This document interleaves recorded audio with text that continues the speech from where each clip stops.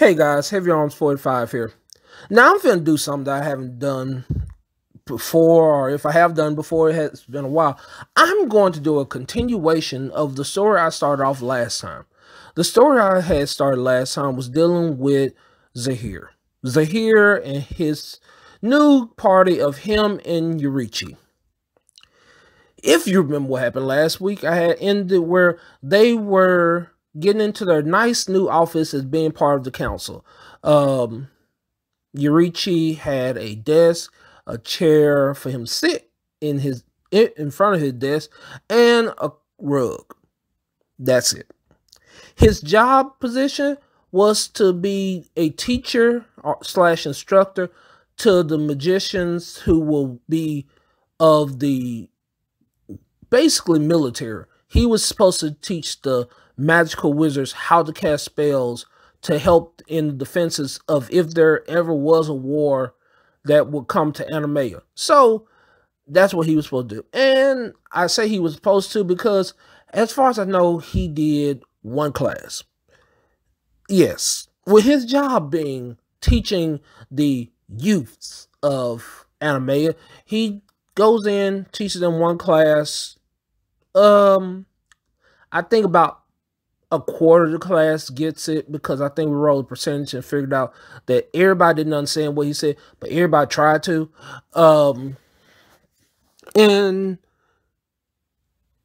he, I guess is the best way to say is, he got money hungry.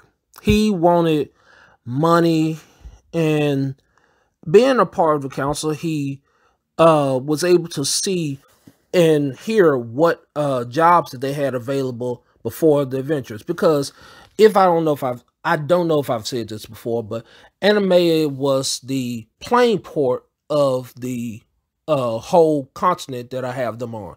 And so even though it's landlocked, the kind of, I want to say, canal or cavern that's to the south of it kind of makes to where ships can sail in there and park, and that's where most adventures come. They come through there from other planes and will go off and adventure around there, maybe get back on the ship and go off to a different plane. It's all up to them.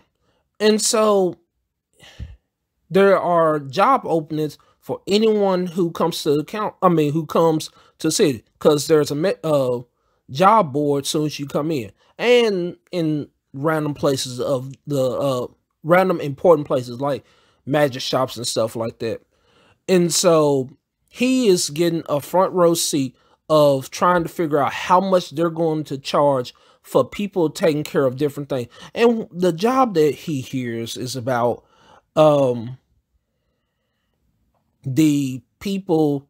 There was apparently a group of people who died, or the ones who survived were able to come back and said they saw a magical portal just open in the middle of the woods.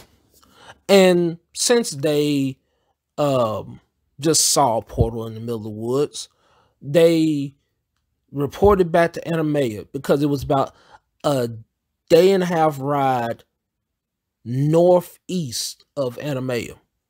And so he, and not say he did it for money, but if I remember correctly, he also said something about he wasn't sure if it was too dangerous for a normal person. So he decided that it was his duty as a councilman and defender of justice to go out there and take care of this portal on his own.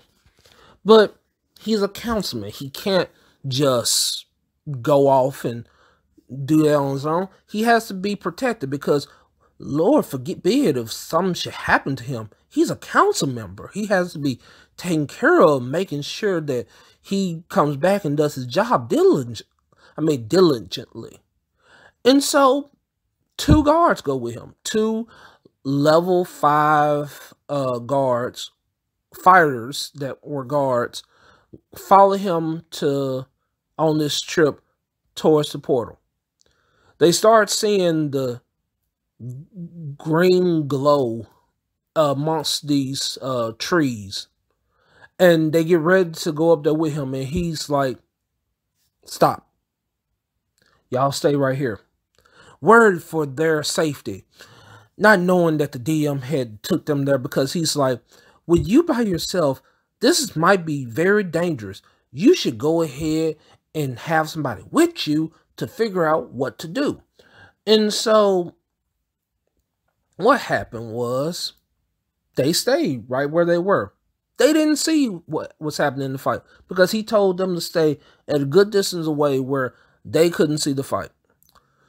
During the fight, well, when he makes it to the portal, he starts having this feeling like he's having a hard problem breathing. He can't understand if he feels like his body's underwater, but he can't figure out why. As DM, I know why. I decided to not play a joke on him, but to kind of offset some of the stuff that you have in Pathfinder. I find that some of the monsters in Dungeons and Dragons were so much stronger and so much more difficult than some of the monsters you have in Pathfinder. So I used a Dungeons and Dragons monster to deal with a Pathfinder character.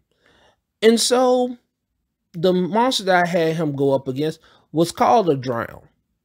A drown is not a big deal monster. It's a monster that is an undead creature that in life drowned. And from it drowning, it has a aura around it that makes it to where anyone in a 30-foot radius feels like they're drowning. They have to make a fortitude save every turn to make sure that they don't go unconscious. Because what happens is that first, you go unconscious. If you can't make it a second time, your health points go down to 0. And the third time, you die.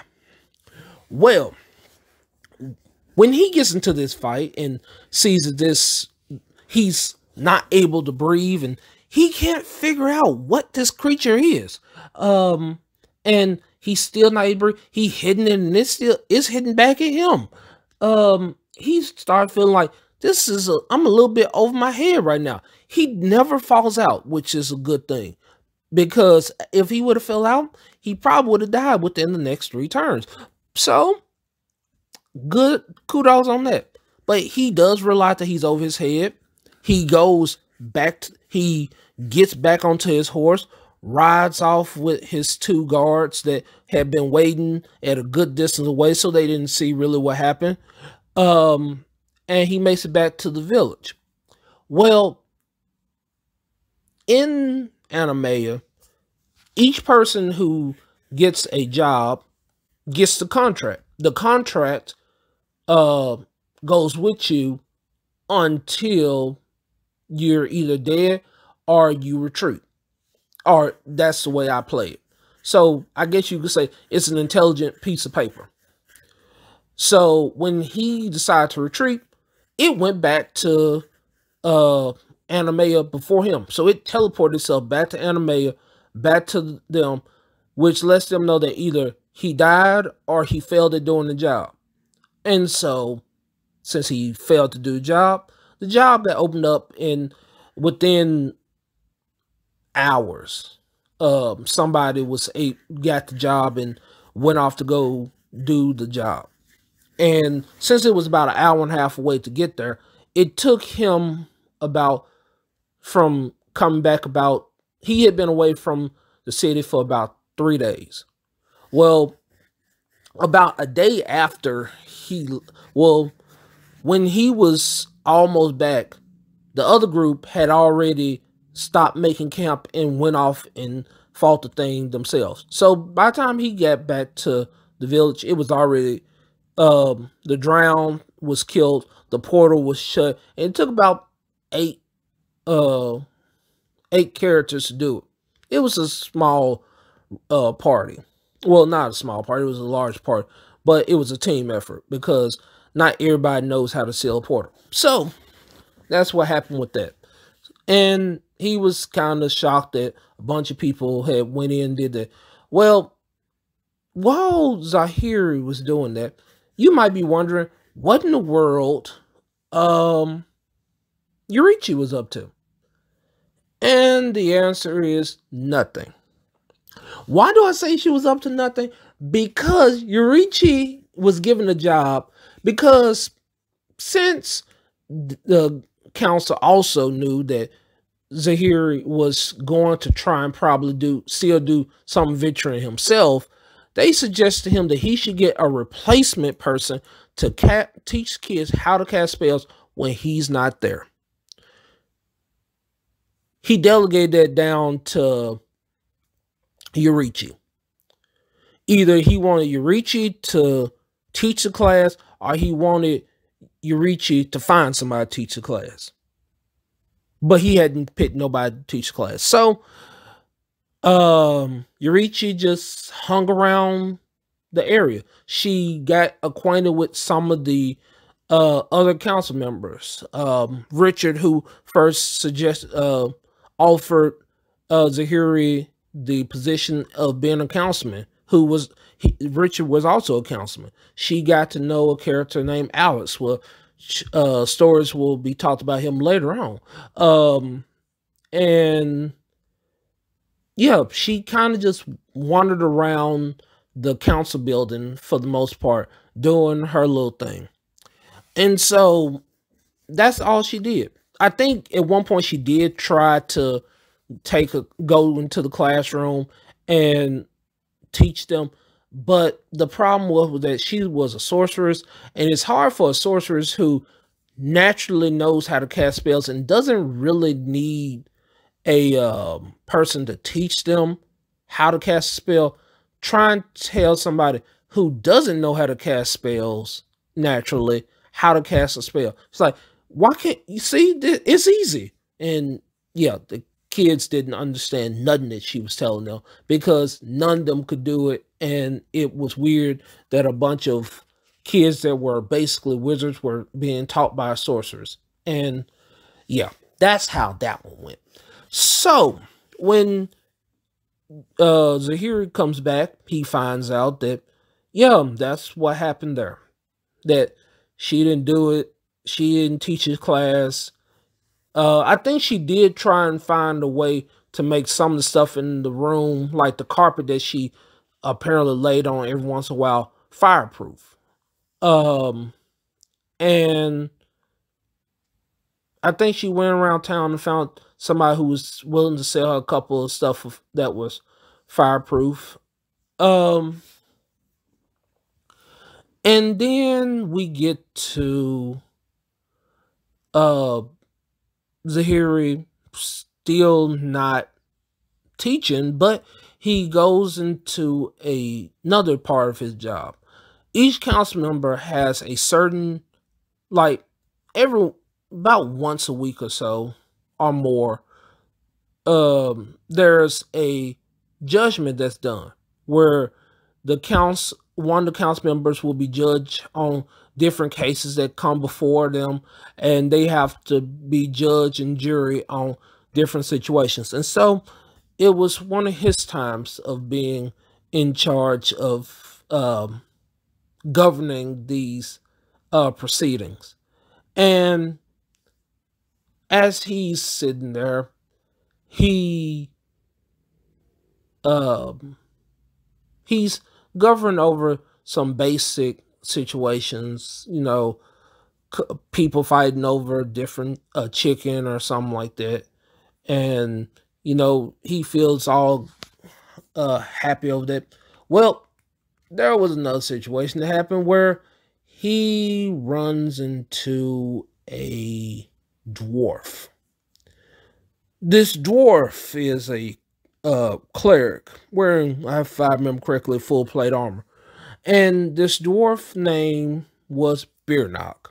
Beardnock was caught being drunk and disorderly in the middle of the city and was charged for those exact actions for being drunk in the way of being drunk in public. And being drunk is not a problem, but being irate while being drunk is a problem. And so that's what he got arrested for. Um, and yes, Birnock was a new character, a new person was playing with them, and so that was the way I introduced him, because it all started off with Birnock coming in on the boat like everybody else through the port. He comes in drunk. Seems like he starts trying to have a couple fights with people because he's he's drunk.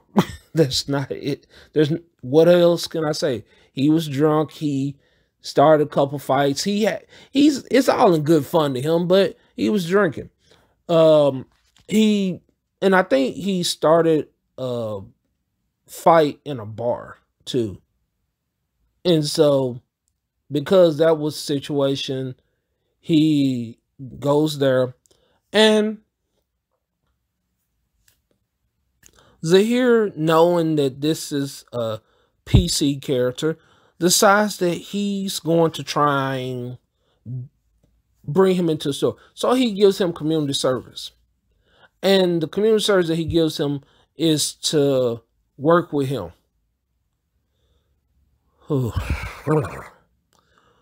The community service was for him to work with Zahiri and Yurichi. Actually, the community service just was dealing with any type of work that he could do. And so that's kind of what happened. He got community service and he joined the group of Zahiri and Yurichi. And I think that's where I'm going to leave it at this time. Maybe I'll finish up this story next time, telling y'all what happened next with Birnock. But that was my introduction to Birnock. I hope y'all enjoyed listening to this, and I'll catch y'all later.